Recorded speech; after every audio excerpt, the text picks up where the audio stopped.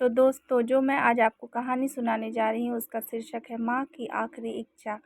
एक बार एक बूढ़ी माँ को उसके बेटे ने एक वृद्ध आश्रम में ले जाकर छोड़ा। इस माँ का ये वही इकलौता बेटा था जिसके लिए इस माँ ने जीवन भर संघर्ष किया। इस बेटे के लिए वो सब कुछ किया जो एक माँ को करना चाहिए या माँ कर सकती है, और आज भी अपने बेटे को किसी भी तरह की परेशानी ना हो इसलिए आश्रम में रहने के लिए भी तैयार हो गई।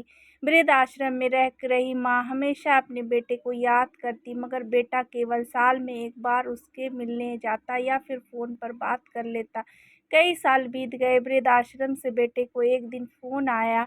उन्होंने कहा, बेटा जल्दी से आश्रम आके अपनी माँ से मिल लो, वो बहुत सीरियस है। बेटा जब अपनी बीमार माँ के पास पहुँचा तब वह अपनी आखिरी सांसें गिन रही थी। बेटे ने अपनी माँ से उसकी आखिरी इच्छा पूछते हुए कहा, माँ, मैं तुम्हारे लिए क्या कर सकता हूँ, बताओ।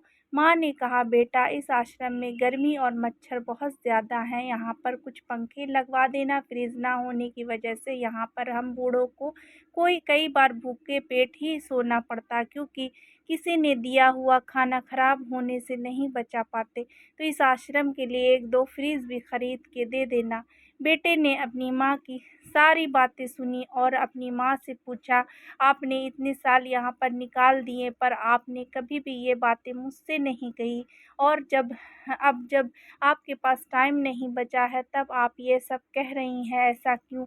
माँ ने बेटे को जवाब देते हुए कहा, बेटा मैंने गर्मी, भूख और पीड़ा सहन कर ली, लेकिन मुझे पता है जब तेरे बच्चे तुझे यहाँ पर छोड़ कर जाएंगे तब तू यह सब सहन नहीं कर पाएगा, इसलिए तेरी सुविधा के लिए मैं तुझे ये सब लगाने के लिए कह रही हूँ। दोस्तों, माँ की ये आखिरी लाइनें किसी भी बेटा या बेटी की आंखें खोलने के लिए समक्ष है।